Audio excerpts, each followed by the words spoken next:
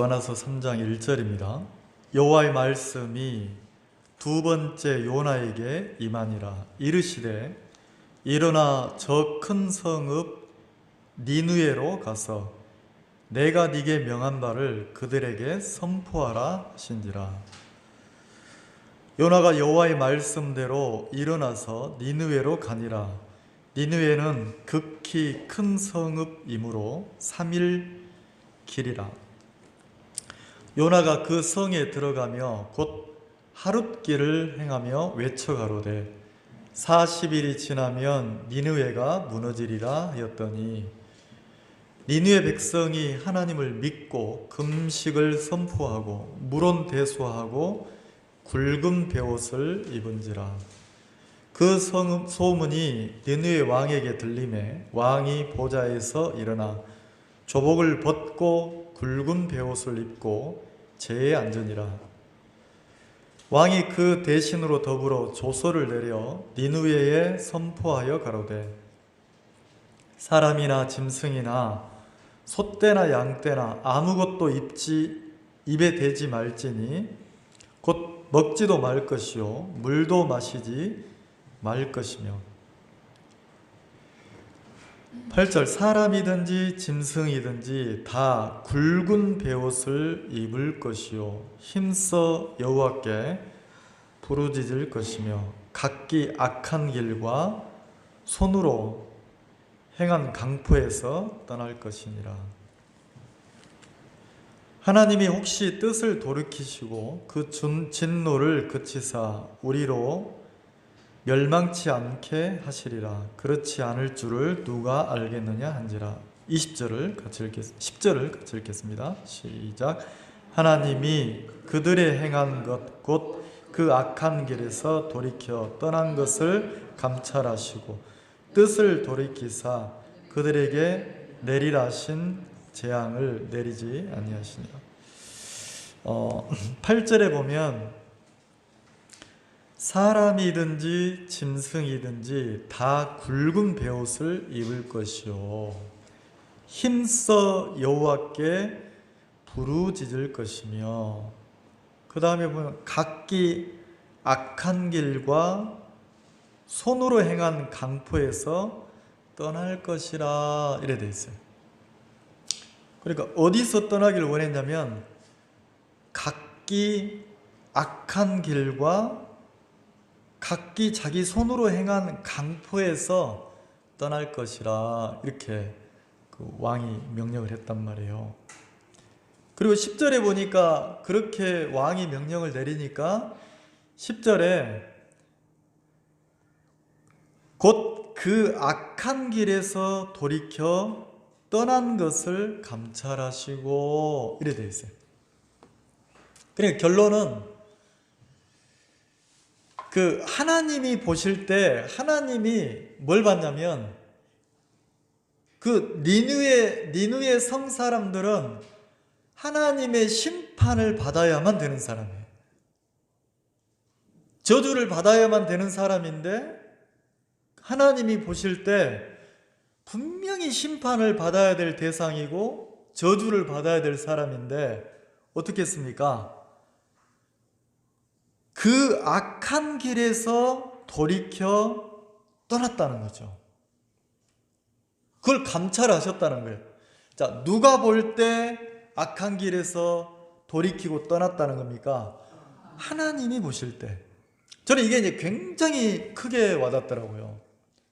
왜냐하면 그 아침에 부엌에서 무슨 이렇게 이야기를 나누다가 어떤 형제님의 얘기를 나누다가 어떤 자매님이 뭐라고 하시냐면 자기 조카 이렇게 결혼식을 하는데 이 그 신부가 아주 가까운 조카니까 신부가 막 좋아서 막 환하게 막 웃더래요.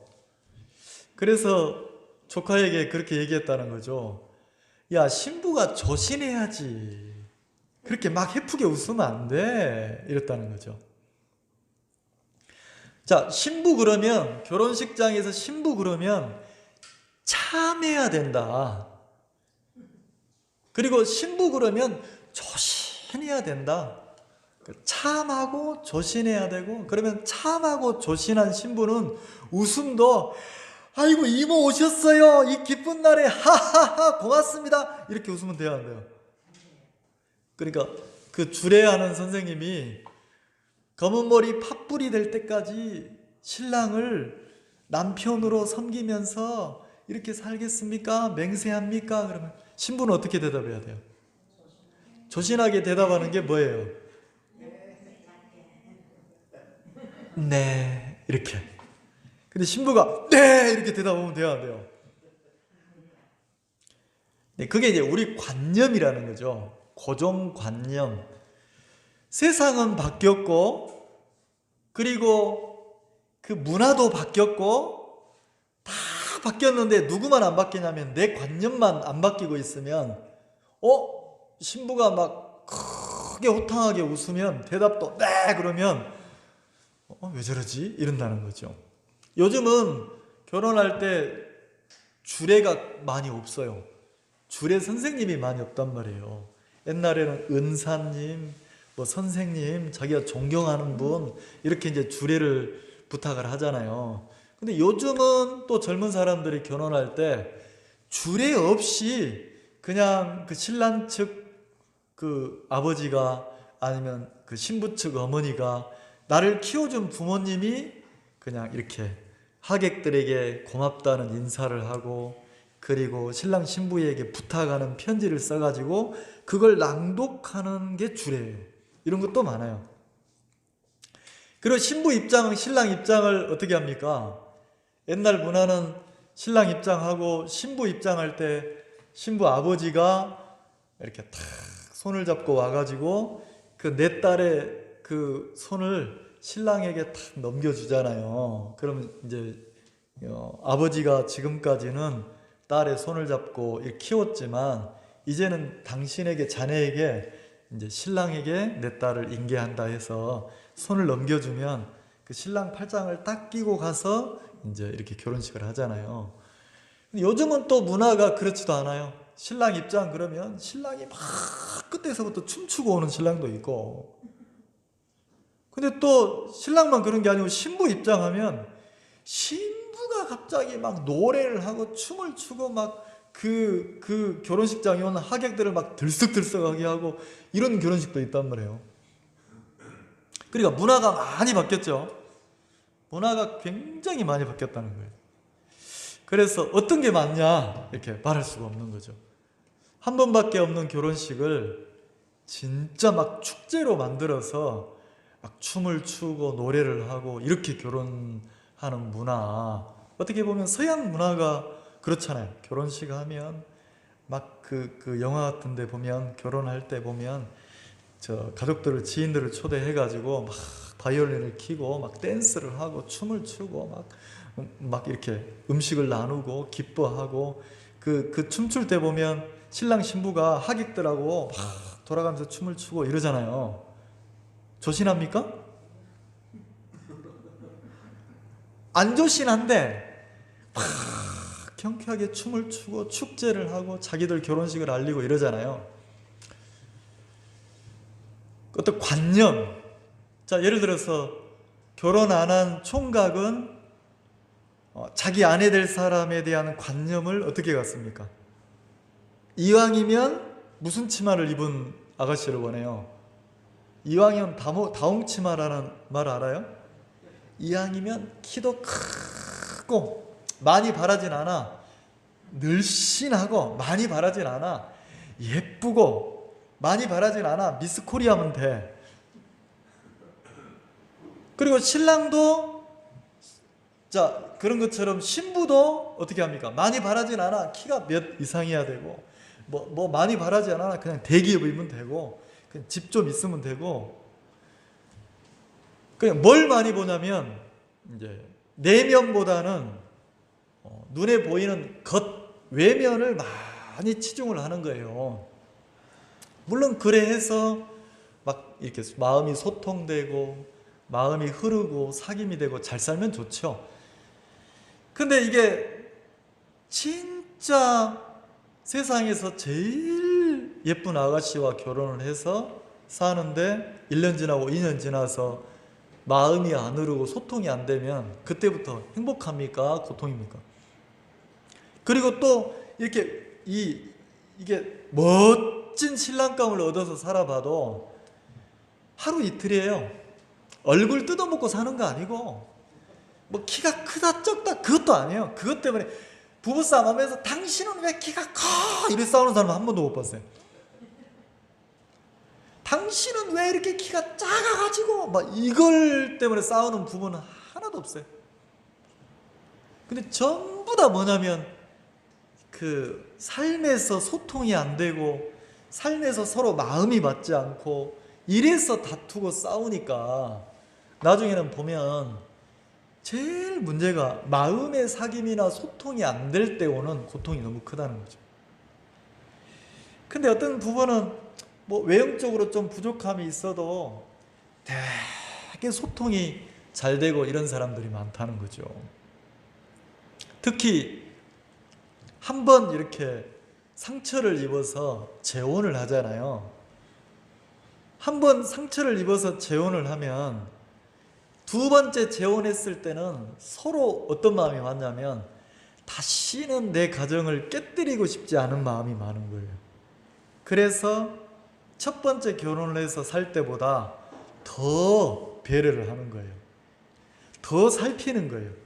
더 왜요? 또 상처를 입지 않으려고. 그러니까 첫 번째 결혼해서는 내 자존심, 내 막 이게 강하다가 이제 한번 상처를 입고 나서는 두 번째 살 때는 야 그거 뭐 자존심 별것도 아니고 뭐 별것도 아니더라. 그래서 막 배려할 때가 많다는 거죠. 그래서 제일 중요한 게 이렇게 사귐이라는 생각이 드는 거예요. 제가 어제 어떤 분을 만났는데 어떤 작은 시골 교회 그 목사님 부부를 만났어요. 만났는데 제가 그 무슨 마음이 들었냐면 아이고야 그 좀 어떻게 지내십니까 물으니까 그 도시가 너무 작은 도시고 그리고 그 형제자매들이 몇 분 안 계신다는 거예요. 형제자매들이 한 몇 분 안 계신데 서너 분 계시는데 이렇게 이야기를 한 제가 그래서 많이 어렵지는 않으십니까? 그러니까 우리 교회 너무 좋아요. 이렇게 한 서너 명 나오는데 그 목사님 사모님 얘기하시는데 나는 내가 사역하면서 우리 교회 이런 교회를 처음 만났다고 하면서 너무 좋다는 거예요. 이 교회가 너무 신기한 게 형제자매들이 한 서너 명밖에 안 되는데 한 3명 있다가 근간에 또 한 사람이 늘었다는 거죠. 4명이 됐다는 거예요. 3명이 있을 때 목사님 내 얘기 들어보세요. 3명이 있을 때 우리 교회 성도들이 어떻게 산 줄 압니까?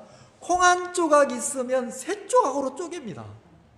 3조각으로 쪼개가지고 아무것이 자매 먹어라 무엇이 자매 3조각으로 나눈다는 거죠. 김치 한 포기가 생기면 김치 한 포기를 3조각으로 나눠서 꼭 나눠 먹는데요. 뭐 어디서 무슨 뭐 이렇게 먹을 게 들어오면 이것도 꼭 쪼개가지고 형제자매들이 세 가정을 생각한다는 거죠. 근데 근래에 한 사람이 늘었는데 3조각 쪼개던 콩을 4조각으로 쪼갠다는 거예요. 근데 이게 막 너무 자기가 사역을 하면서 그 보기가 너무 좋고 너무 행복하다는 거예요. 근데 딱 하나 문제가 있는데 너무 가난하네. 다 가난한데 이런다는 거죠. 그러니까 이게 복음을 전하거나 교회를 이끌거나 가정을 이끌 때 좀 가난해도 좀 부족해도 서로가 형제간들이 위하고 아끼고 막 나누고 사랑하고 이러면 그 가정이 행복합니까 불행합니까? 지금 뭐 형제분들이 많이 오셨는데 막 2사람 3사람 있으면 외로움도 있지만 너무 더 위할 수가 있어요. 가난하고 어려울 때 우리가 옛날을 생각해 봅시다. 옛날을 생각해 보면 진짜 무슨 뭐 귤이 흔했던 시절이 과일이 흔했던, 밥 먹고 과일 먹는, 디저트 먹는 시절이 얼마 전에는 없었어요. 귤이 너무 신기한 거라. 귤이 너무 신기해서 그 결혼식 때 보니까 세상에 귤을 몇 박스를 갖다 놓는 거예요, 창고에. 근데 옛날 귤은 지금처럼 껍질이 얇고 이런 게 아니고 가지고 두껍고 까면 막 하얀 실처럼 막 이런 귤 기억나십니까? 커요. 박스 안에 귤이 들어있는 게 크니까 너무 맛있어서 그 주머니에 넣어가지고 몇 개씩 넣어가지고 친구도 나눠주고 막 먹다 보니까 어이구 깜짝 놀랐어요. 먹다 보니까 한 박스가 다 비었는 거라. 그리고 그 겨울 되면 어떻게 합니까?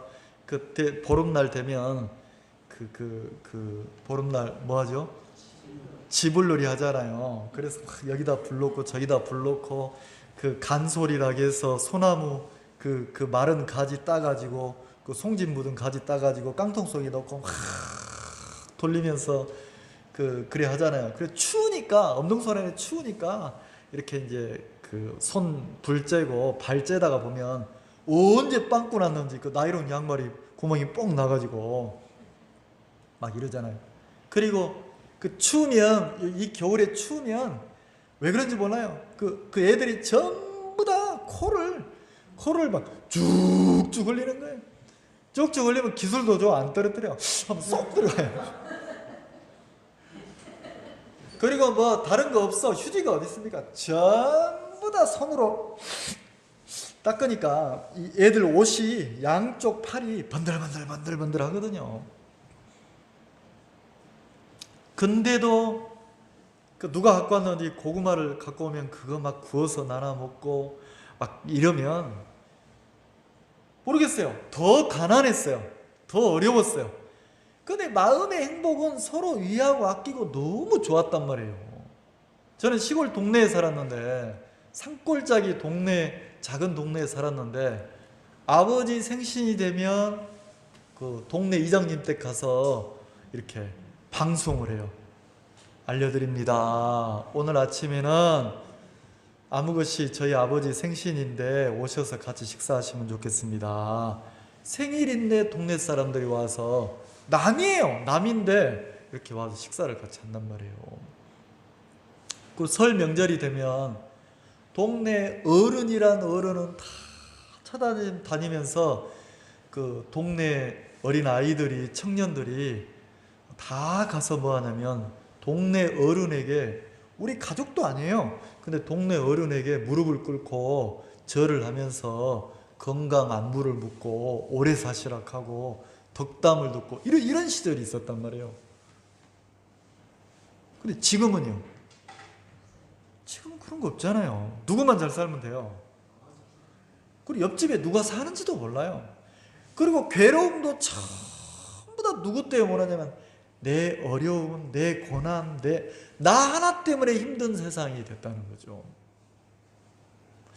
나 하나가 사는데 같이 사는 그 아내나 남편하고도 마음이 안 흘러. 가족하고도 안 흘러. 그래서 당하는 어려움이 너무 많다는 거죠. 근데 몇 명 안 되는데 3명, 4명 되는데 3명이면 어때요? 4명이면 어때요? 콩 한 조각을 쪼개서 서로 막 나눠 먹는다는 거지. 그게 뭡니까? 서로를 뭐 한다는 거예요? 서로를 헐뜯는다는 겁니까? 서로를 막 아끼고 귀하게 여기고 막 서로를 섬긴다는 겁니까? 그렇게 살면 인생이 훨씬 더 행복하다는 거죠. 제가 생각해 봤어요. 내가 내 인생을 생각해 봤어요. 내 인생이 내 인생처럼 세상에 소중한 게 있을까요? 가장 귀하고 소중한 게 있다면 내 인생이잖아요.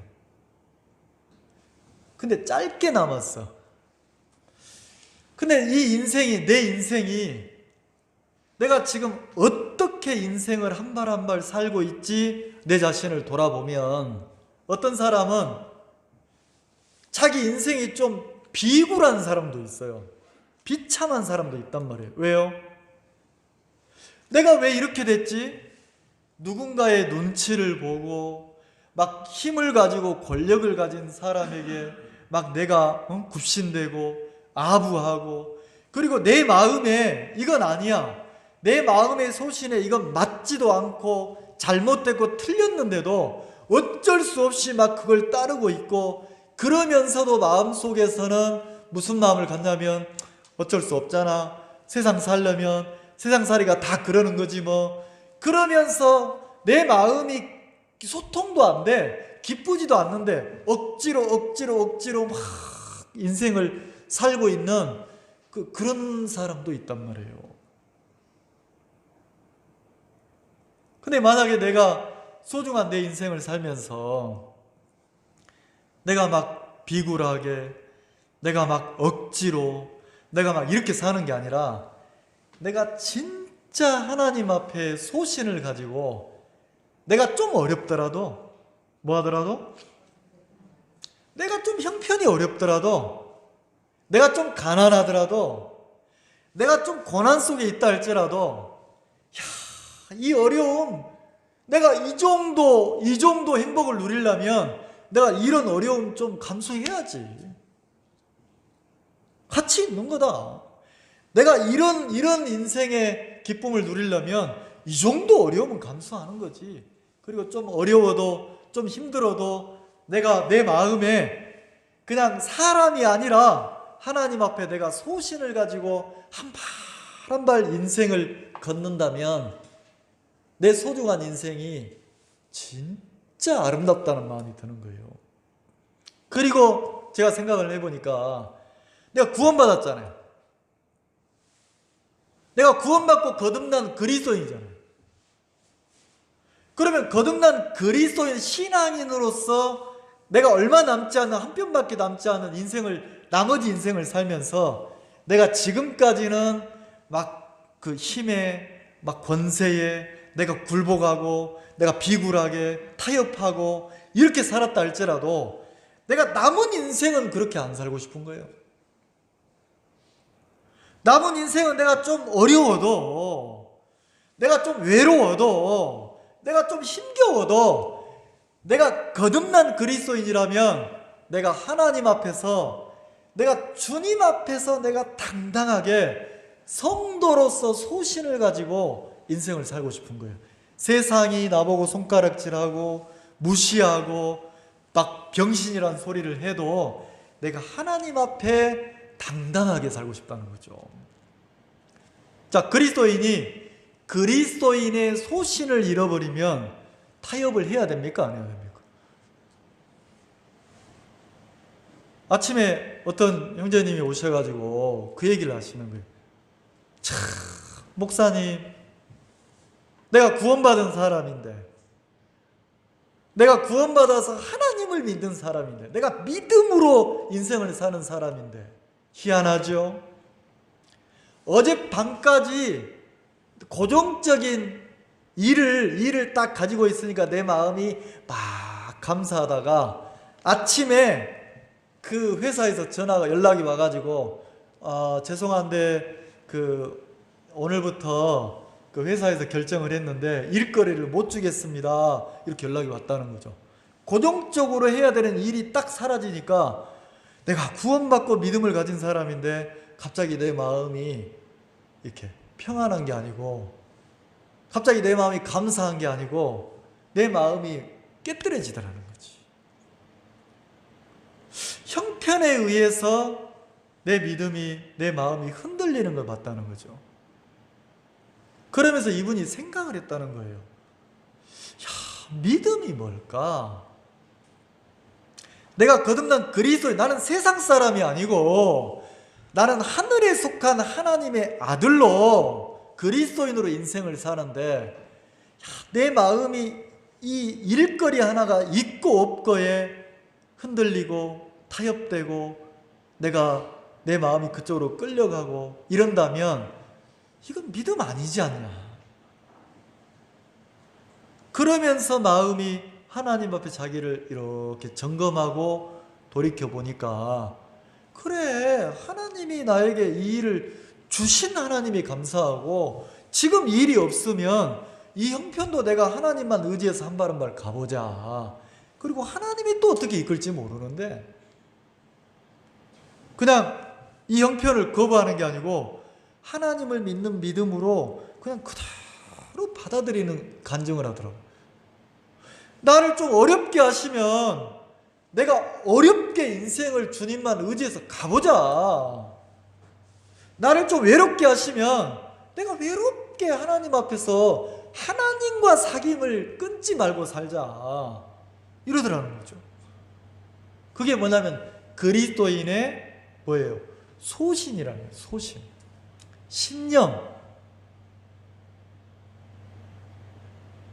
만약에 그리스도인이 이 신념을 잃어버리면 성경에서 뭐라 하겠습니까? 소금이 맛을 잃으면 귀하게 여겨집니까? 쓸모없는 존재로 밖에 버려집니까? 버려지는 순간 누구에게 밝힙니까? 지나가는 사람에게 밟힐 뿐이라겠어요. 자, 지나가는 사람은 세상 사람이에요.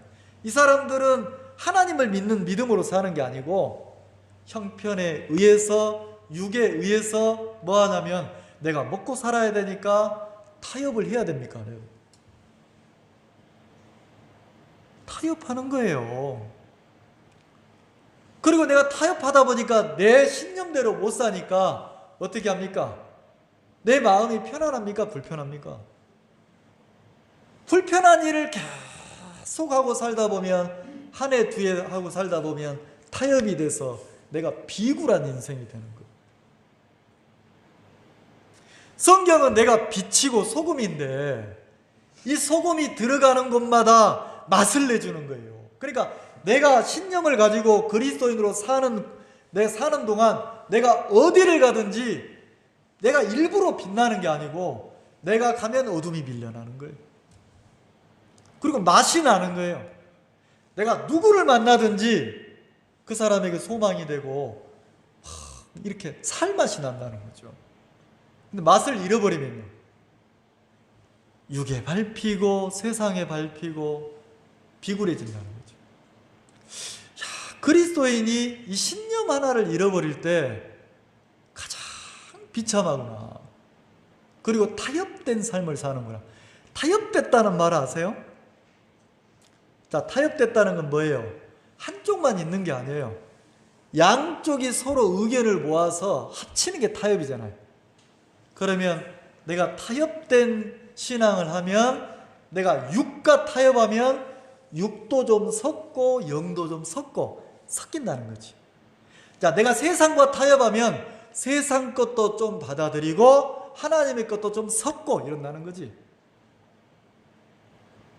자, 그러면 섞이면 순수합니까? 순도가 낮아집니까? 만약에 내가 오늘 하루만 산다면, 내가 1시간 뒤에 죽는다면 타협하겠어요? 죽는데? 두려울 게 있겠어요?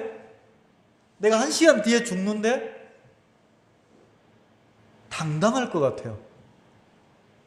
내가 1시간 뒤에 내 인생이 끝난다면 내가 하나님 앞에 당당하게 살 거 아니냐는 거죠.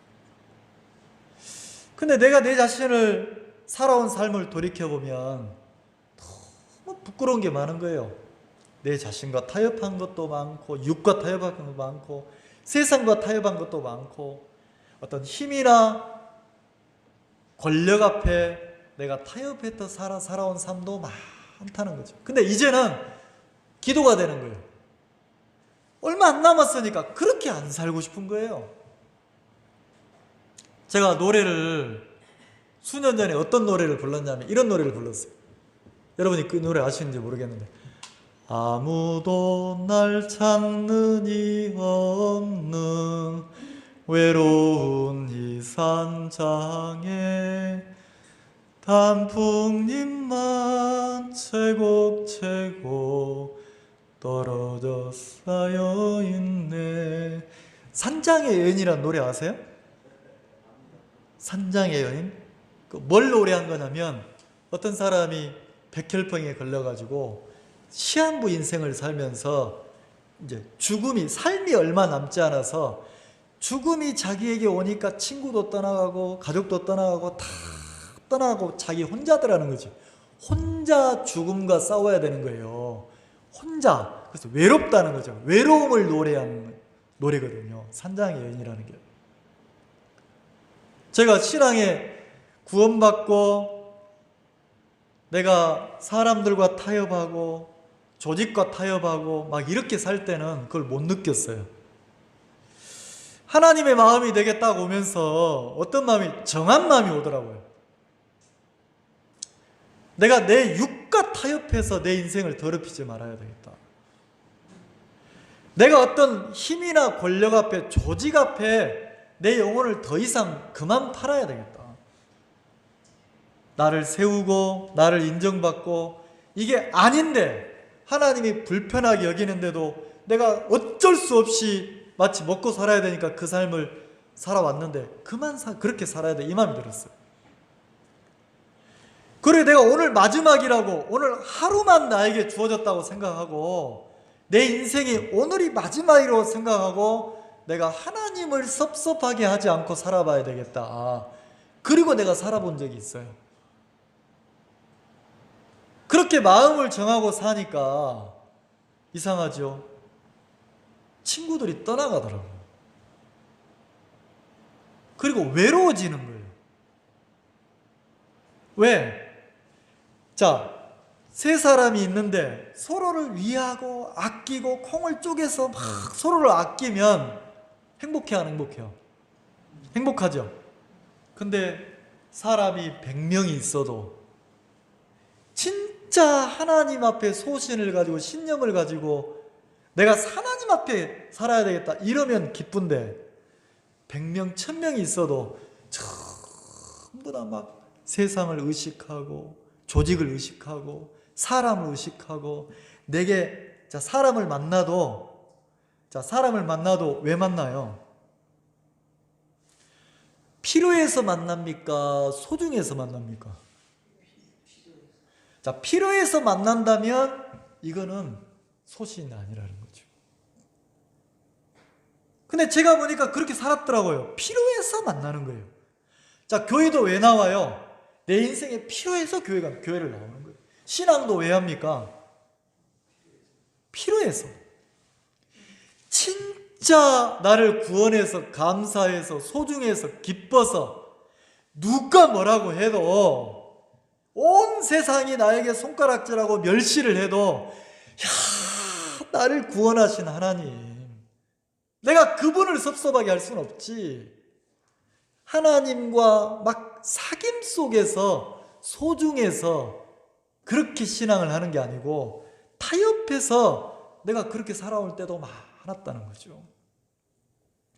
그리고 내가 한번 내가 이렇게 사는 삶이 잘못됐다는 게 정확하게 보여져서 돌이켜 본 적이 있어요. 자, 아까 읽었던 그 말씀 한번 읽어봅시다. 자, 3장 8절. 자, 이걸 한번 설명을 해볼까요? 우리가 지난주에는 요나서 1장 얘기를 했죠. 여호와의 말씀이 하나님의 사람 요나에게 임했어요. 자, 말씀이 임했다는 것은 이제 요나가 누구 뜻에 이끌려야 됩니까? 야, 넌 내 사람이야. 그래서 하나님의 뜻과 하나님의 마음과 하나님의 계획에 이끌려야 되는데 여호와의 말씀이 요나에게 임하니까 요나가 하나님의 말씀 앞에 이끌립니까? 여호와의 낯을 피해서 도망갑니까?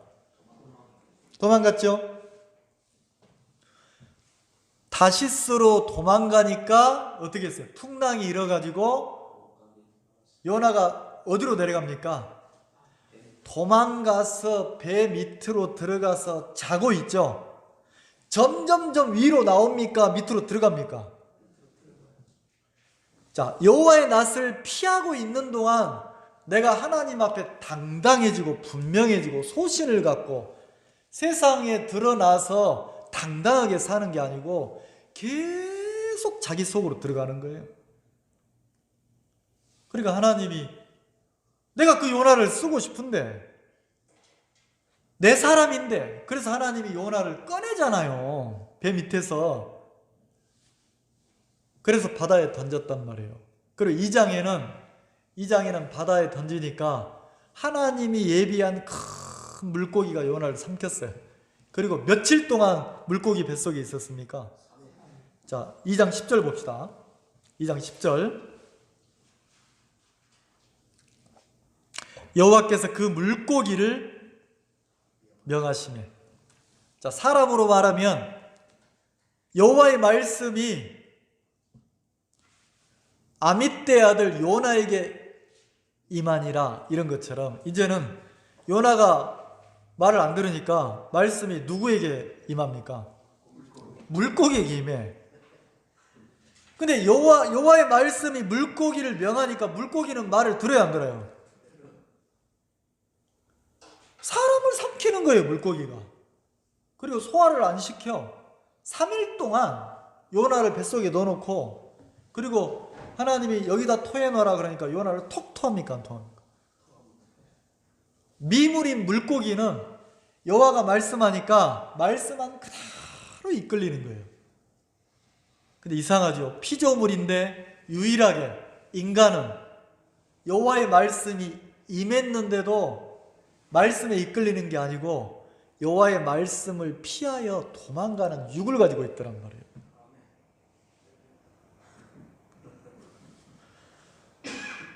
나라는 사람이, 내 육이 뭘 좋아하냐면 피해보기 싫어하고 타협하기 좋아하고 나를 위하는 마음이 많다는 거죠. 그리고 내 오름에 안 맞으면 하나님의 말씀이라도 어떻게 합니까? 돌아서서 낯을 피해서 숨어서 점점점 내 생각 속으로 들어가요, 안 들어가요? 그런 자라는 거죠. 근데 하나님이 그 요나를 통해서 일을 하고 싶은 거예요. 그래서 물고기를 예배해가지고 삼켜가지고 3일 뒤에 요나를 톡 토하게 했어요. 그래서 3장이란 말이에요. 2장은 물고기 뱃속에서 요나가 얼마나 간사한지, 물고기 뱃속에서 진짜 너무 고통스럽게 죽음 앞에 가니까 요나가 막 기도해. 그리고 뭐라고 기도하냐면 구원은 여호와께로 말미암아 있습니다. 하나님밖에 없습니다. 하나님 앞에 마음이 돌이켜진단 말이에요. 근데 3장에 가서 돌이켜지니까 어떻게 합니까? 여호와의 말씀이 두 번째 요나에게 임하니라 그랬어요. 자, 1장에서 첫 번째 여호와의 말씀이 임했을 때 요나가 말을 들었어요, 안 들었어요? 안 들었죠. 근데 2장에서 물고기 뱃속에서 3일 동안 있으면서 너무 고통스러웠다는 거예요. 죽음 앞에 서보니까, 죽을 지경에 들어가니까 이 육이 얼마나 간사해. 얼른 하나님 앞에 마음을 꺾어야 안 꺾어요? 꺾는다니까. 그래서 3장에는 뭐라고 하냐면 마음을 바꾸니까 두 번째 여호와의 말씀이 요나에게 임했어요. 뭐라고? 2절, 일어나 저 큰 성읍 니누에로 가서. 자, 어디로 가라고 그래요? 자, 네 생각 버리고, 네 마음 버리고 너 내 뜻을 가지고 가라. 그래서 뭐라고 하냐면 니누에로 가라는 거예요. 자, 니누에는 이스라엘의 원수인데, 이방인인데, 요나가 볼 때 니누에는 복을 받아야 됩니까? 저주를 받아야 됩니까? 왜 저주를 받아야 돼요? 자, 봅시다. 1장 2절. 왜 저주를 받아야 되는지 기록되어 있죠? 1장 2절 같이 한번 해봅시다. 시작. 너는 일어나 저 큰 성읍 니누에로 가서 그것을 쳐서 외치라. 그 악독이 내 앞에 상달하 했습니다. 자, 니느웨 사람들의 악독이 누구한테 상달했어요?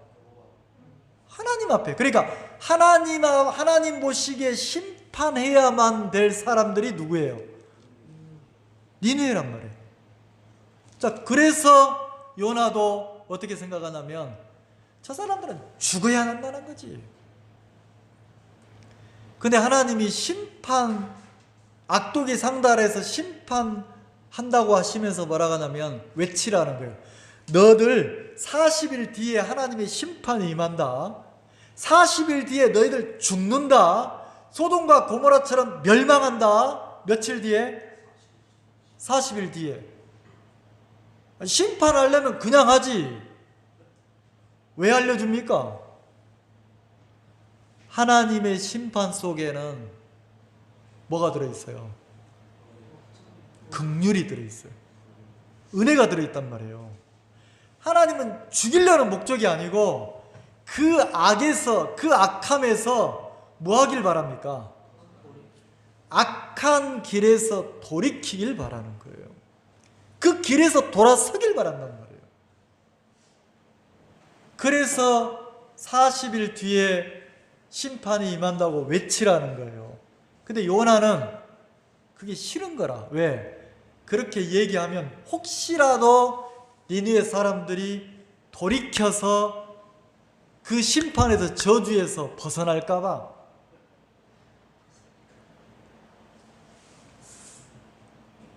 하나님의 은혜를 입는 게, 자기가 은혜 입는 건 괜찮은데 남이 은혜를 입으면 싫어. 배 아파. 요나가 그랬단 말이에요. 이방인이 구원받는 게 싫었단 말이에요. 근데 하나님은 뭐라 합니까? 요나나 니느웨 사람들이나 생명을 똑같이 하나님 귀하게 여기잖아요.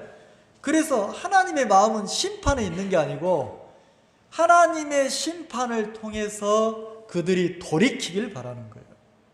자, 그러면 내 신앙도 한 번은 반드시 하나님의 심판대 앞에 내가 세워져야 되는 거예요. 하나님의 기준 앞에, 하나님의 심판대 앞에 내가 세워져 보면, 야, 더러운 인간이구나, 나. 야, 이놈 진짜 야비한 놈이구나. 야, 이 정태균이 이놈 진짜 반드시 저주해야 될 놈이구나. 하나님의 심판을 받아 마땅한 놈이구나. 누가? 내가. 여러분이 여러분 자신을 하나님의 심판대 앞에 한 번은 반드시 세워봐야 된단 말이에요. 그 심판의 대상이, 저주의 대상이 나라는 게 정확하게 한 번은 보여져야 돼요. 자, 그러면 심판의 대상이 나라는 게 보여지면 하나님은 내가 그래 심판을 받아서 저주를 받기를 원하는 게 아니고 그 하나님의 심판 속에는 뭐가 들었어요? 긍휼하심이 들었어요. 그 긍휼이 뭐냐면 악한 길에서 뭐 하는 겁니까? 네, 돌이키는 거예요. 악한 길에서 돌이킨다는 것은 지금까지 내가 갔던 길로 인생을 더 이상 안 살고 이제 누가 길이 된다는 겁니까? 진리가 길이 되고 말씀이 길이 되고 하나님만 길이 되는 거예요. 하나님만. 그러면 내가 내 인생을 한번 돌아보면, 내가 내 신앙을 한번 돌아보면 내가 언제 내 익숙한 내 마음의 길에서 돌아서 본 적이 있냐? 익숙한 길이 있어요. 여호와의 말씀일지라도 내 뜻과 맞지 않으면 어떻게 합니까? 돌아서서 낯을 피해서 멀리 도망가는 그 육이 있어요, 없어요? 분명히 하나님 앞에 악한 길인데도, 잘못된 길인데도 어떻게 합니까? 내가 오르면, 내가 맞으면, 나한테 이익이 되면 그 길을 막 걷는단 말이에요. 심판의 길인데도. 만약에 여러분들이 구원받았지만 여러분 인생을 한번 하나님의 저울 앞에 올리고 한번 헤아려 보세요. 오늘 밤 내가 죽는다고 생각하고 내가 어떻게 인생을 살았는지를 한번 생각해 보세요. 내가 막 타협하지는 않았는지, 내가 막 비굴하게 막 아부하고 살지는 않았는지, 야, 내가 이건 아닌데, 이건 하나님 앞에 아닌데 잘못됐는데도 막 끌려가고 있지는 않는지 한번 나를 더듬어 보라는 거죠. 내가 손해볼까봐 피하려고 살지는 않았는지. 자세히 돌아보면 내가 보여요. 어떻게 살았는지. 내가 그 악한 길에서 한번 돌아서서, 자, 악한 길에서 돌아서면 어떻게 살겠습니까? 이제는 세상이 나를 무시해도, 세상이 사람들이 나를 인정해 주지 않아도, 내가 좀 외로워도, 내가 좀 힘들어도 하나님이 기뻐하신다면 어렵지만 그 길로 한 발 한 발 걷겠어요, 안 걷겠어요? 이 말 이해가세요? 야, 내가 이쪽으로 가면 좀 이익이 생길 건데, 나는 그렇게 살아왔어요, 지금까지. 그렇지만 한 번 정확하게 하나님의 심판 대표에 나를 세워놓고 내가 그 악에서 돌아서면, 다시 말해서 나를 위하는 신앙, 나를 위하는 마음에서 돌아서보면,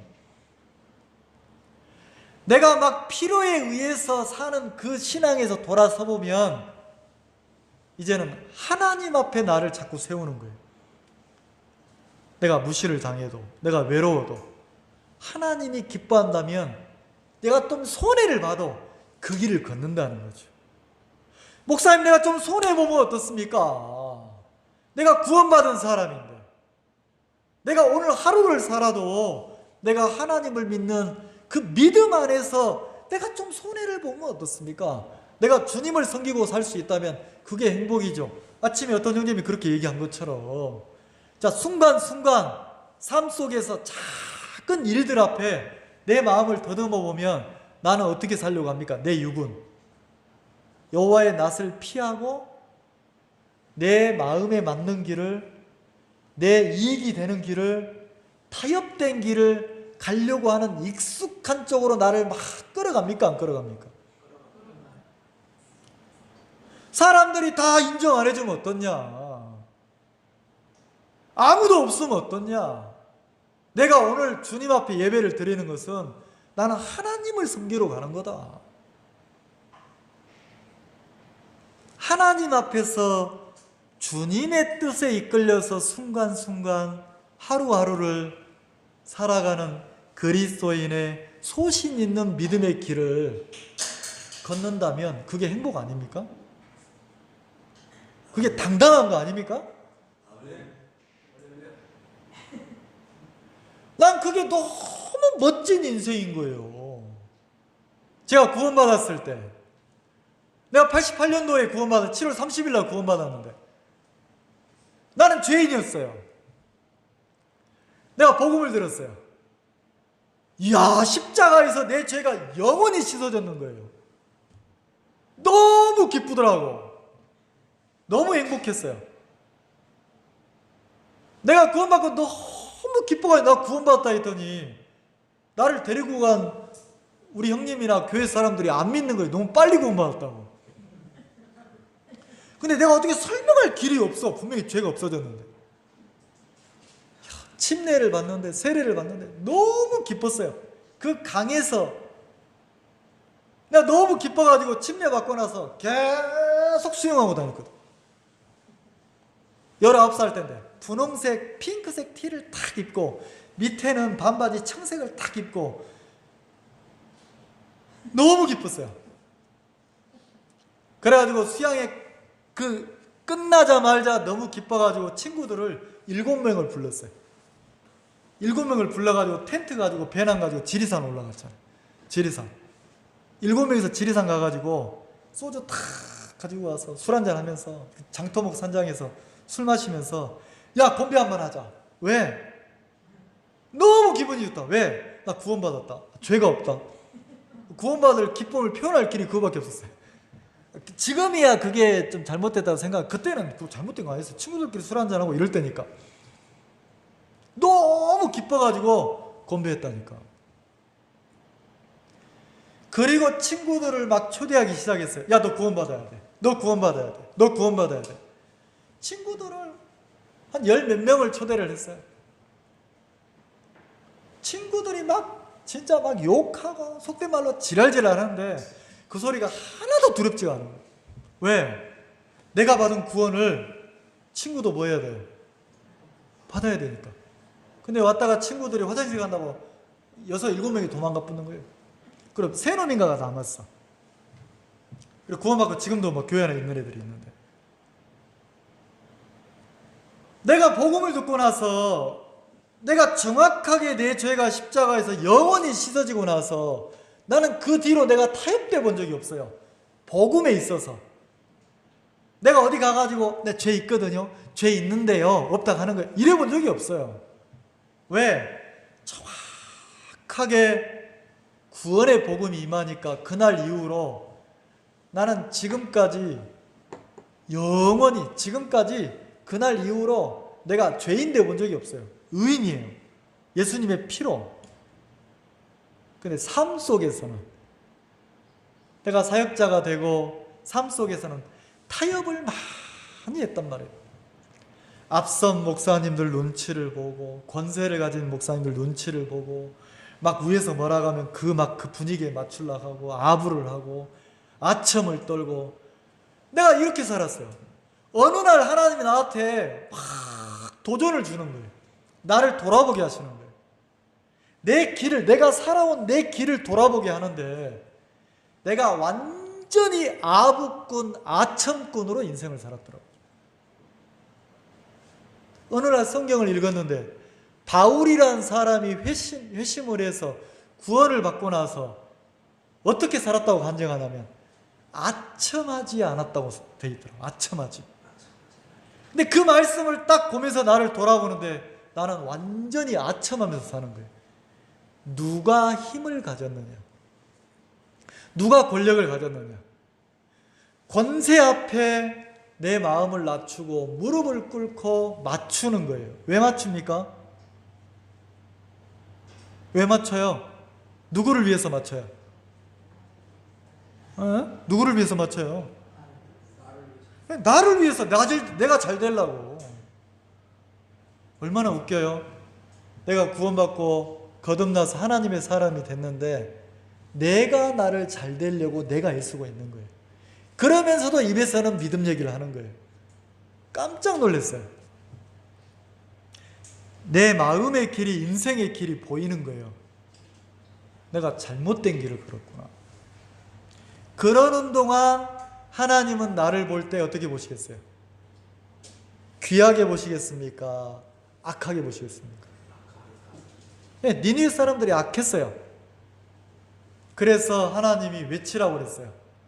자, 3장 1절, 여호와의 말씀이 두 번째 요나에게 임하니라. 이르시되 일어나 저 큰 성읍 니느웨로 가서 내가 네게 명한 바를 그들에게 선포하라. 큰 성 니느웨로 가서 요나 보고 내가 너에게 명한 것을 선포하라고 합니까, 안 합니까? 네. 하나님 보실 때 심판, 하나님 보실 때 저주, 하나님 보실 때 악함이 무언지를 외치라는 거예요. 자, 니느웨 성 사람들은 그게 악하다고 생각을 해야 하네요. 그게 인생이라고 생각하는 거예요. 근데 하나님 보실 때 악했단 말이에요. 그래서 외치라고 했다는 거예요. 3절, 요나가 여호와의 말씀대로 일어나서 니느웨로 가니라. 니느웨는 극히 큰 성읍이므로 3일 길이라. 성읍이 커서 이렇게 끝에서 끝까지 가면 며칠 걸어야 됩니까? 3일. 자, 지금 우리나라 도시가, 큰 도시가 걸어서 가면 3일 길이 있는 도시가 있어요? 별로 없을 것 같아요. 그래, 이 도시가, 이 성읍이니까, 성읍이 3일 길이니까 얼마나 큽니까? 크잖아요. 여기 보면 얼마나 크다고 되어 있냐면, 자, 4장 11절 한번 봅시다.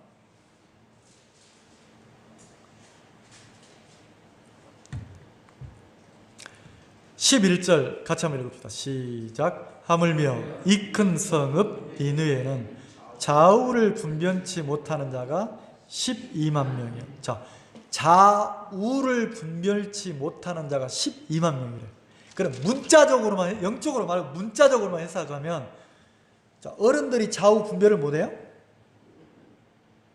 어린 애들이 7살, 뭐 5살, 6살 먹은 내 손자가 어느 쪽이 왼쪽이고 어느 쪽이 오른쪽인지 구분 못해요? 구분하죠? 5살, 6살, 3살, 4살만 돼도 왼쪽이냐 오른쪽이 구분하죠? 구분하잖아요. 근데 좌우를 분별 못하니까, 물론 영적으로 보면 이제 그 표면적인 얘기가 아니겠지만 좌우를 분별 못하니까 이거는 나이가 어려도 너무 어리잖아요. 이렇게 표현한다면 왼쪽인지 오른쪽이 분별이 안 되는 사람이 몇만 명이라고요? 12만 명. 그 성경학자들은 니느웨 이 성의 사람들이 적어도 50만, 60만은 될 거다 이렇게 말한단 말이에요. 50만, 60만. 성읍이 큽니까 안 큽니까? 크잖아요. 자, 그 큰 성에 외치라는 거예요. 뭘 외치라고 합니까? 내가 너에게 명한 바를 외치라는 거예요. 내가 너에게 명한 바. 그러면 하나님이 요나에게 명한 게 뭡니까? 니느웨 너희들 그 길 악한 길이야. 그 길 죄의 길이야. 그 길로 가면 저주받는 길이야. 그 악한 길에서 뭐 하라고요? 돌이키길 원했단 말이에요. 그래서 4절에 요나가 그 성에 들어가며 곧 하룻길을 행하며 외쳐 가로되. 자, 3일길인데 요나는 며칠길만 갔어요? 하룻길을 가면서 외쳤어요. 뭐라고? 40일이 지나면 이 성이 무너진다. 이 성의 심판이 임한다. 자, 그 소리를 들으면 이 성 안에 사는 사람들은 자기가 인생을 잘 산다고 생각했는데 그 길로 계속 가면 40일 뒤에는 생명입니까? 죽음입니까? 사망이라는 거죠. 그럼 그 길은 잘못된 저주의 길이라는 거죠. 그러면 어떻게 해야 돼요? 이게 죽음의 길이라면, 잘못된 길이라면 어떻게 해야 됩니까? 돌이켜야 된다는 거죠. 그래서 요나 보고 외치라고 하니까 사흘길도 안 가고 하룻길 가면서 그냥 외쳤어요. 40일 뒤에 이 성 저주받는다. 하나님이 저주한다겠어? 40일 뒤에? 이랬단 말이에요. 근데 희한하죠? 자, 5절 같이 읽읍시다. 시작. 니느웨 백성이 하나님을 믿고 금식을 선포하고 물은 대소하고 굵은 배를 입은지라. 자, 베옷을 입는 것은 마음을 돌이키고 회개한다는 의미예요. 자, 니느웨 성 사람들이, 백성들이 하나님을 뭐하고요? 믿고 이래 돼 있어요. 자, 믿었단 말이 뭐예요? 아, 내가 가는 길이 저주구나. 이 길로 가면 심판이구나. 죽음이구나. 그걸 믿었다는 거죠. 그게 정확하게 보여지면 그 길로 계속 갑니까? 안 갑니까? 내가 걷고 있는 길이 정확하게 한번 보여지면 거기서 돌이키는 거예요. 근데 많은 사람들이 구원은 받았지만 자기가 걸어가는 자기 마음의 인생길을 돌이켜본 적이 없는 거예요. 왜요? 그 길이 사망이라는 걸 모르니까 계속 그 길을 걷고 있다는 거죠. 6절 그 소문이 니느웨 왕에게 들리매. 자, 왕이 명령해서 백성들이 하나님을 믿고 돌이킨 게 아니고 백성들이 먼저 돌이키고 그 소문이 왕에게 들렸어요. 그러니까 왕이 보좌에서 일어나 조복을 벗고, 자, 왕이 왕궁에서 입는 자기 왕복을 벗고 뭘 입었어요? 베옷을 입고 제에 앉으니라. 자, 그러니까 왕이나 백성이나 다 베옷을 입으니까 구분이 돼야 안 돼요? 안 되죠?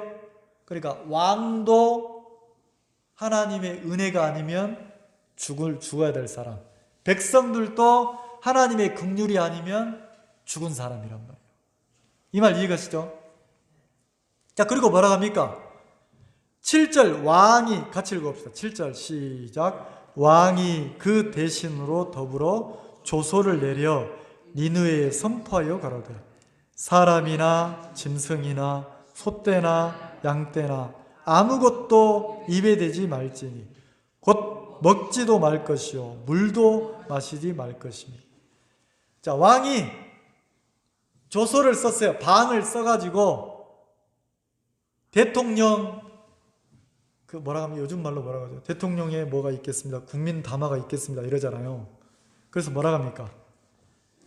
사람이나 짐승이나 소떼나 양떼나 먹지 말고 입에 뭐도 대지 마라? 물도 대지 마라. 뭘 선포했습니까? 금식을 선포했어요. 금식을. 온 백성, 온 나라에 금식을 선포했단 말이에요. 이게 쉽습니까? 왕으로서 이런 명령 내리기가 쉬워요?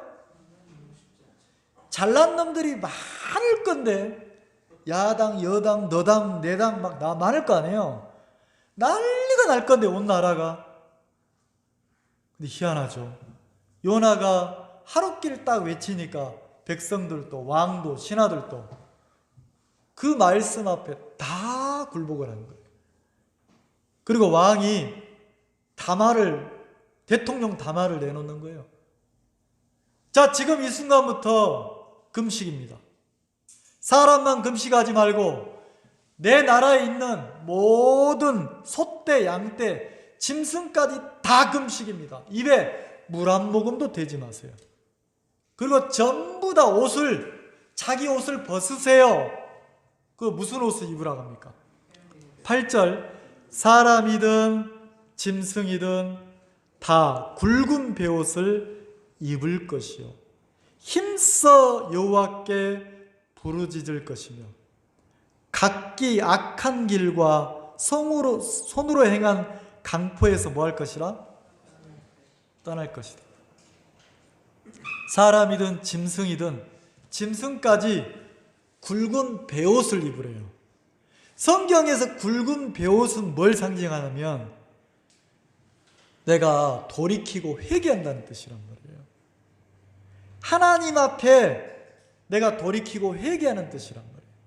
사람이든 짐승이든 굵은 베옷을 입고 그 굵은 베옷을 입었다는 것은 이제는 자기 길이 끝난 거예요. 이제는 자기한테는 죽음밖에 없고 오직 하나님에게만 길이 남았어. 하나님이 나를 불쌍히 여겨주면, 하나님이 나를 긍휼히 여겨주면, 하나님이 나를 살려주시면 내가 사는 거예요. 하나님이 은혜를 안 베풀면 죽음이라는 거지. 오직 하나님의 은혜와 긍휼만 바라는 그 위치가 베옷을 입고 제에 앉은 거란 말이에요. 말 이해가시죠? 그리고 왕이 뭘 명령합니까? 각기 악한 길과 손으로 행한 강포에서 뭐 할 것이라? 떠날 것이다. 악한 길에서 돌이켜 떠나라는 거죠. 악한 길에서 돌이켜 떠나라는 거죠. 자, 그러면 제가 한번 내 자신을 돌이키고 생각해 봤어요. 나는 하나님이 보실 때 내가 지금 악한 길을 걷고 있지 않는가? 세상 아니에요. 사람 아닙니다. 세상이 볼 때 악한 길 말고, 내가 볼 때 악한 길 말고 하나님이 보실 때 내가 악한 길을 걷고 있지 않는가? 그러면 하나님이 보실 때 악한 길이 뭐예요?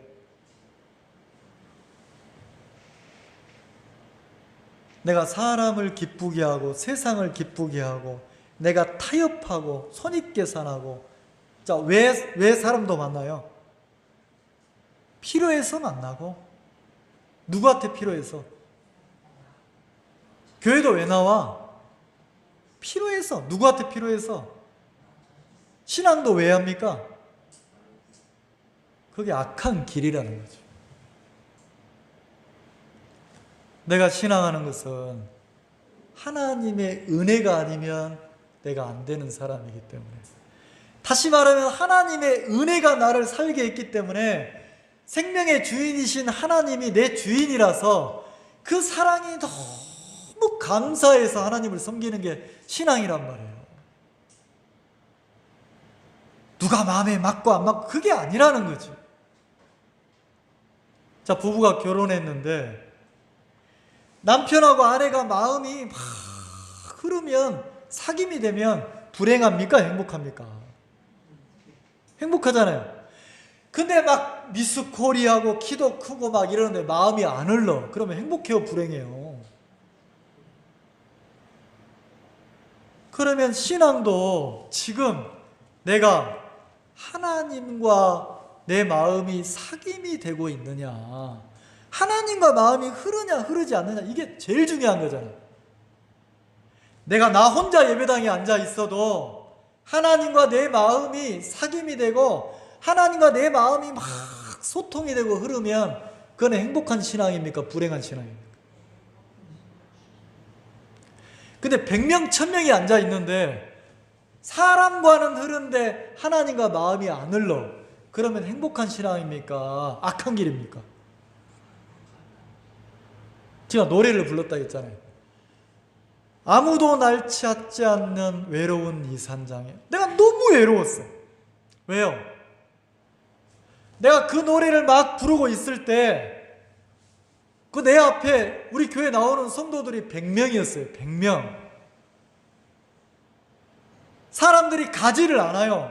탁구를 치고 놀고 사턱에 와서 차를 마시고 막 북적북적 이래요. 애들도 막 어른들도 목사님 이러고 맛있는 걸 사오고 막 이래요. 내 마음에 하나도 기쁘지 않은 거예요. 제가 그렇게 얘기를 했어요. 그 100명을 앉혀놓고 사람들이 있는데, 여러분들이 하나님 앞에 신앙을 하지 않으면 사람 앞에 신앙하고 세상 앞에 신앙합니다. 어느 날, 지금은 나를 목사님이라고 하지만 어느 날 큰 힘이나 권력이 와서 저 정택균 나쁜 새끼다 그러면 여러분들이 내 등에 다 욕을 하고 칼을 꽂을 거라고. 그렇게 얘기를 했어요. 왜? 실제 내가 외로운 거예요. 한 사람 한 사람이 자기 길에서 돌아서서 세상이 뭐라고 하든 사람들이 뭐라고 하든 하나님 앞에 신앙을 하면, 두 사람이든 세 사람이든 그 길을 걸으면 마음이 어떤 형편이 와도 그 믿음이 깨뜨려지지 않고 그 길을 걷겠어요, 안 걷겠어요? 걷는다는 거죠. 그런 사람이 없는 거예요. 내가 그렇게 설교를 마치고 나니까 어떤 그 장년 형제가 나를 찾아왔어요. 덩치가 크신 분인데 제 팔짱을 탁 끼면서 뭐라고 하냐, 목사님, 목사님 곁에는 우리가 있는데 내가 있는데 뭐가 자꾸 외롭다고 합니까? 내 말귀를 알아들어요, 못 알아들어요? 내가 그분한테 그렇게 얘기하고 싶었어요. 형제님이 조금 있으면 나를 버릴 겁니다. 형제님이 조금 있으면 나를 짓밟을 겁니다. 이러고 싶더라고. 그 말을 못 하잖아요. 말귀를 못 알아들으니까. 자, 사람 앞에 신앙은, 형편 앞에 신앙은 나한테 이익이 안 되면 여호와의 낯을 피해서 도망갑니까? 안 갑니까? 가죠? 하나님 앞에 자기 길이 끝나서 자기 악한 길에서 돌아서서 하나님 앞에 이끌리는 신앙은 어떤 형편이 와도 하나님 앞에 한 발 한 발 걸어갑니까? 안 갑니까? 그리고 묵묵히 하나님을 위해서, 주를 위해서 섬기고 살아야 안 살아요? 여러분, 하나님을 섬기면서 손익계산하고 섬기는 사람이 어디가 있습니까? 내가 좀 많이 섬겼는데, 적게 섬겼는데, 이거 내가 손해보지 않을까? 그런 사람이 어디가 있겠어요?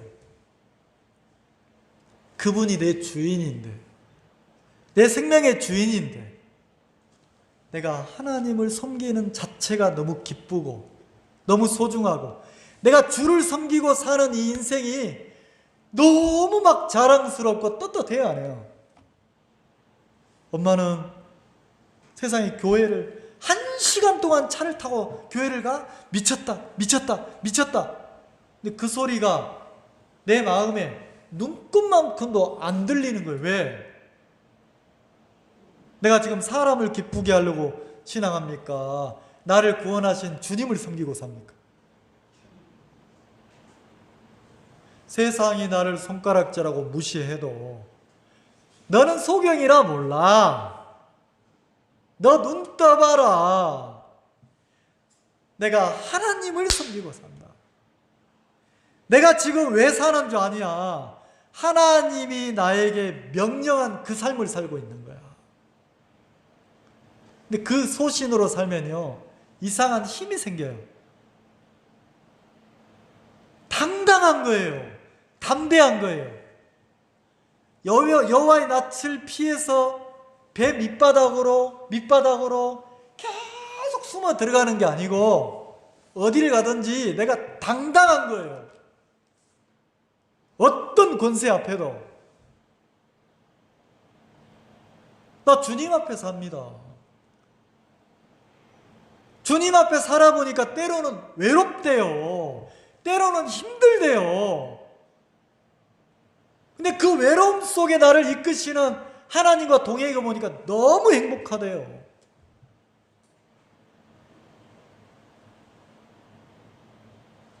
나도 내가 걷는 내 마음에 내 신앙에 악한 길이 있었어요. 나는 아첨하고 눈치 보고 타협하고 나 이렇게 살았던 사람. 사람을 의식하고. 근데 어느 날 하나님이 나를 보여주시는 거예요. 악한 길에서 돌이키라는 거죠. 그 아첨의 길에서 돌이키라는 거죠. 그리고 내가 나를 돌아보니까 내 삶 속에, 내 신앙 속에 하나님만 있는 게 아니고 사람들이 많이 끼어있더라고요. 사람들. 어른이라고 하면서 사람이 끼어있고 무슨 장이라고 하면서 끼어있고 하나님이 다 빼게 하시다. 오직 예수와 그 가운데 섰는 여자만 남은 것처럼 하나님 앞에 나를 탁 세우니까 내가 그 악한 길에서 딱 돌아서니까 그때부터는 누가 길이 돼요? 내 길이 악한 길인 게 보여지면 자, 내 길이 악한 길이면 그 길을 계속 갑니까? 정확하게 보여지니까 새로운 길이 열려요, 안 열려요? 히브리서에 새롭고 산 길이 열립니까, 안 열립니까? 하나님만 의지하고 하나님을 기쁘게 하고 하나님의 명령을 따라서 사는 그 길이 열리는 거예요. 근데 그 길을 한 발 한 발 살아보니까 담대한 거예요. 난 부끄럽지가 않더라고요. 또 교회를 하려고?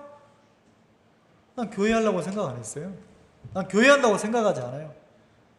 나를 구원하신 하나님을 내가 섭섭하지 않게 하고 살겠다고 신앙한다고 사는 거예요. 내가 이 신앙의 길을 걸으면 하나님이 내 안에 돌아오게 한다.